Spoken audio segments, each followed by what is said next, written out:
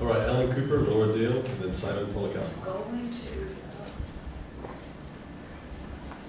Good evening, councilors. After my address to you a couple of weeks ago, I was asked by several friends to introduce myself more completely because they thought I should, so I'm going to. I was born in Albuquerque, St. Joe's Hospital. I'm a graduate of St. Mary's High School. I'm a U.S. Navy disabled veteran, and with 20 years teaching experience, mostly in the state of New Mexico. I come here for several reasons, primarily around the issue of quote unquote. And I ask for you all to make the city accountable for what they have done, destroying their community access television station, which is rated one of the best in the country, out of over 200 other stations with tiny, tiny budgets. I would encourage you all to look over the material that we've given you over the years about IBRA and about the struggle to get back on the air. And I ask you to approach it with the idea of accountability. Hold them accountable for what they've done and what they haven't done.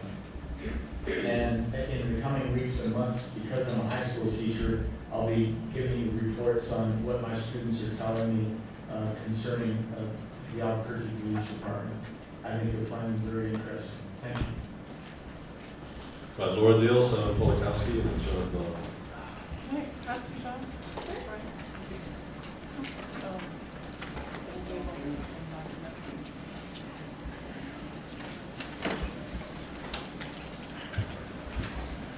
So President and Council, I am here to speak to the issue of the cable board again.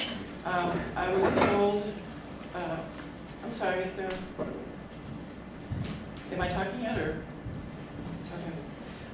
I was told that there was going to be some information from Rob Perry regarding what's going on with cable board, with the public access station.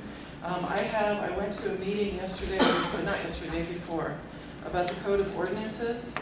I don't think anybody in the city even knows that this exists, but it was pointed out to me at that meeting. For all public boards, commissions, or committees whose members are not appointed based on recommendations of individual councilors, the council president may notify the mayor in writing that a term has expired or a position is otherwise vacant, and the mayor shall have 60 days to submit a recommended appointment to fill that position. If the mayor fails to submit a name within 60 days of notification, the council president shall have the right to make the appointment subject to the advice and consent of the city council. This is in your own ordinance code. You already have the ability to set up the cable board. You put in a recommendation to the mayor. If he doesn't follow through 60 days later, you folks can do this. The only other thing I want to note is this is regarding council's responsibility. This was the Ed Channel negotiations. At the bottom, you see it says if amount exceeds $55,000 or above, council approval is required. There was considerably more than $55,000 that was paid out to public regarding that black educational channel, and never was there a council any involvement in that whatsoever. The last thing is, this is a 2002 article. It's speaking, if you look in paragraph 5, it's speaking to the fact that at 2002, $3 million was going from Comcast into this pay fund. That means we're at 2016 almost now. We're talking $30, $40 million. I'm just wondering what you folks are going to do about it.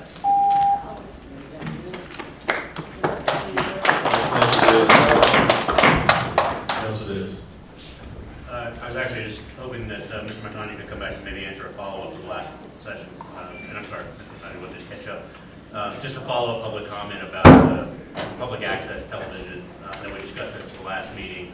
And your counterparts here, Mr. Perry mentioned that he would share the administration's evaluation of the public television contract with us. I just wonder if you know the status on that. an action item from our last meeting. Right, Mr. President, Councilor Davis, I'm not updated on the status of that. I believe he's spoken to him. I see Jessica grabbing the mic now, so she may know more. Mr. President and Councilor Davis, I did go to an IPAG meeting this past week, and Mr. Perry attended that as well. And there was a representative there from that's involved with the operation of the station, and we asked him a lot of questions based on the conversation that happened here at council the last meeting. And he provided some initial information with a breakdown of programming, and we told him some additional information that we would be following up and wanting from him. So that conversation has started, and we started receiving that information from him. So I think that there will be additional follow-up based on that we can give to the council soon. And briefly, Mr. President, Mr. Ennis, I believe Mr. Perry mentioned last time that the city had already done an evaluation pursuant to its contract of their compliance in the first 2 years of the contract, and he was going to present that to us or provide that to our office. Are you aware of how to provide us with the status of that report? Mr. President and Councilor Davis, I would have to follow up on that and see what was already done from the first 2 years. And I know that we were looking at the current status of the programming to also incorporate that. So that was the meeting that I attended this past week. And I appreciate it, Mr. Matani. Perhaps we can have our staff reach out to you all and be sure we connect staff to staff so we can publish it. And finally, Mr. President, I appreciate that. And is the administration aware of any applicants to the cable franchise hearing board that is currently vacant? Part of the board that either IPAG or the cable board. Excuse me, Mr. President, Councilor Davis, I'm not directly aware of it, but I can find out and get back with you as soon as tomorrow. We have a queue that typically all the applications go forward, and a staff member that handles all the boards and commissions.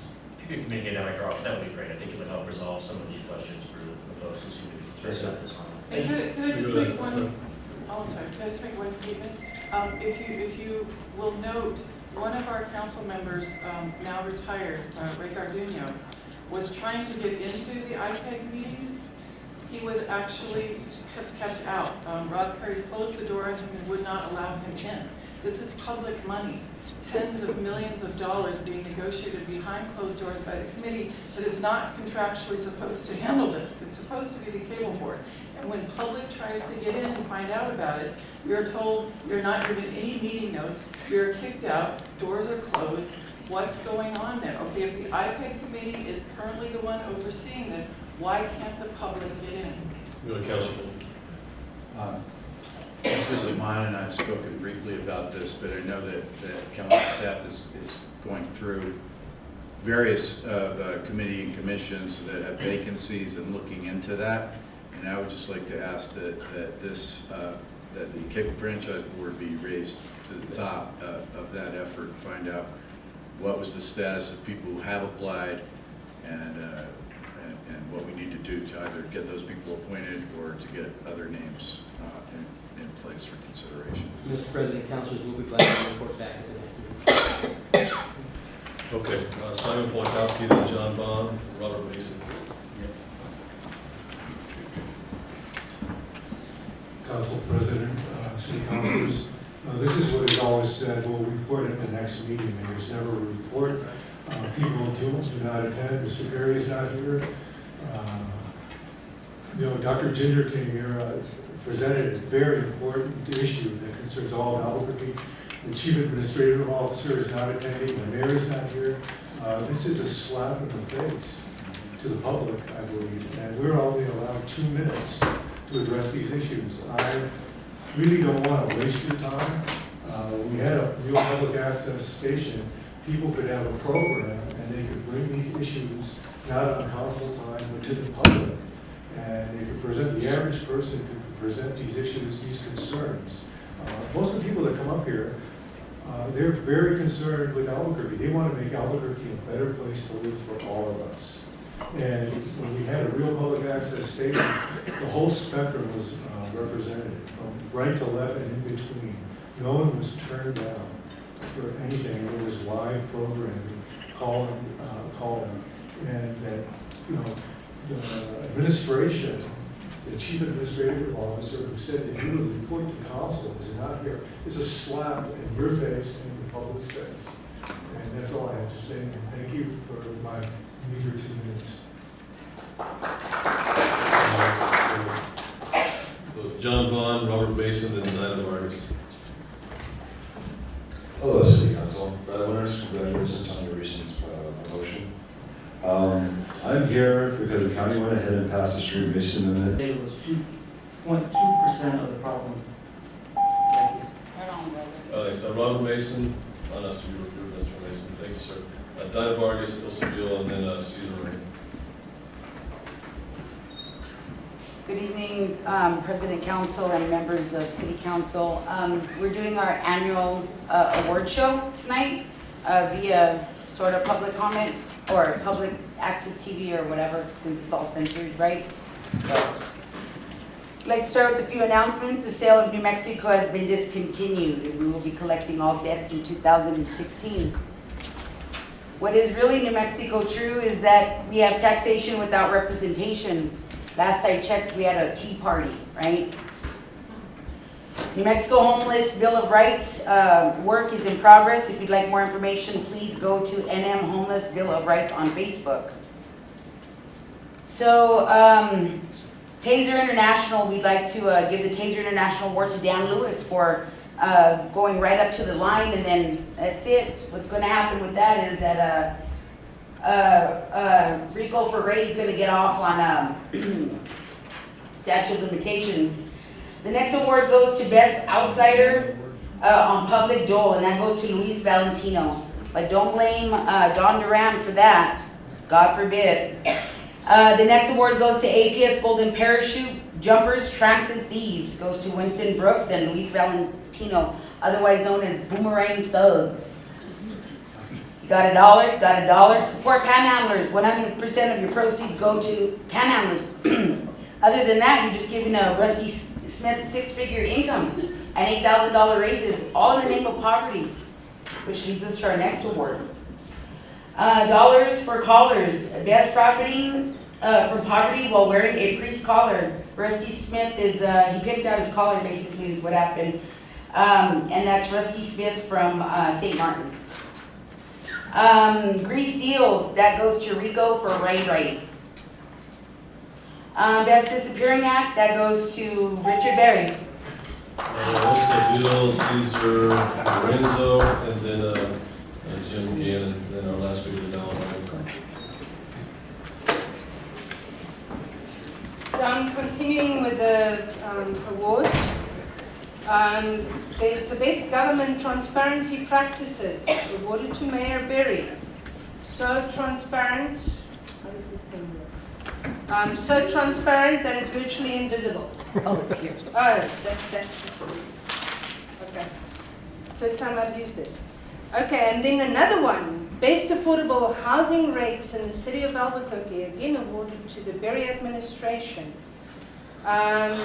Best Political Spin on Homeless Solutions, awarded to Mayor Berry yet again.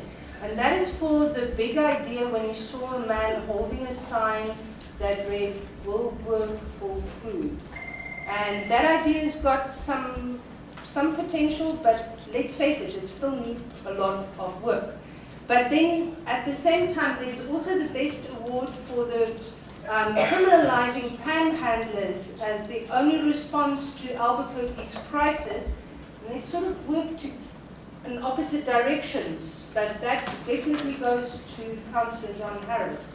And then to Mr. Gilbert Montano, the Best Innovation Trail.